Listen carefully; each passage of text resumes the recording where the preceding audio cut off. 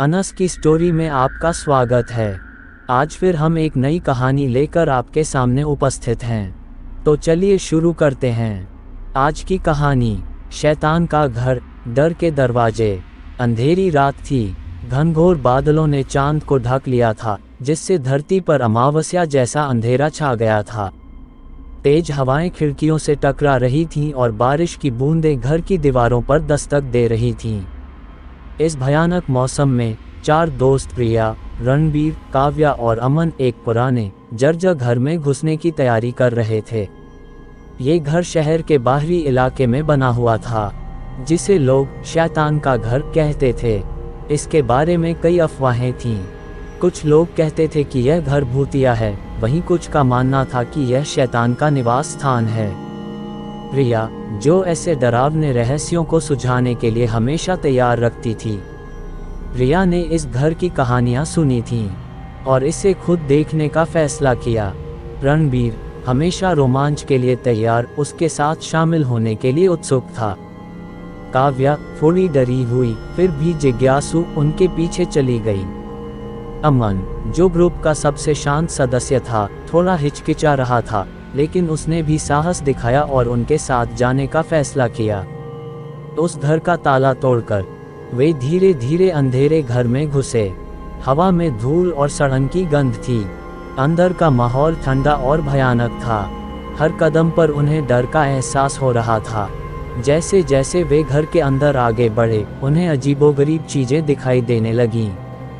टूटी हुई गुड़ियाएं, फटे हुए फर्नीचर और दीवारों पर खून के धब्बे, सब कुछ एक भयानक कहानी कह रहा था। अचानक रिया को एक पुराना एल्बम मिला। धूल हटाकर उन्होंने पुरानी तस्वीरें देखीं, जो एक खुशहाल परिवार के बारे में बता रही थीं। वे मुस्कुरा रहे थे, उन चेहरों पर कोई डर नहीं था। लेकिन तस्वीरों के पन्ने पलटते ही मुस्कानें गायब हो गईं। उनकी जगह डर और उदासी ने ले ली। तस्वीरों में अजीबोगरीब निशान, खून के छींटे और भयानक चेहरे दिखाई देने लगे। अचानक एक ठंडी हवा ने उन्हें घेर लिया और एक भयानक आवाज गूंजी, तुम्हें यहाँ आने का कोई अधिकार नहीं है। डर के मारे कांपते हुए चारों दोस्तों ने एक दूसरे को देखा। अचानक कमरे का तापमान गिर गया और हवा में अजीब पावर महसूस होने लगी। रिया ने महसूस किया कि कोई अदृश्य शक्ति उन्हें घेर रही है। रणबीर ने हिम्मत जुटाते हुए कहा, डरना मत, हम यहाँ से निकल जाएंगे। वे भागने लगे, लेकिन हर रास्ता बंद था। अंधेरे में भटकते हुए वे एक कमरे में पहुँचे, जहाँ एक भयानक प्राणी उन्हें घेर रहा था।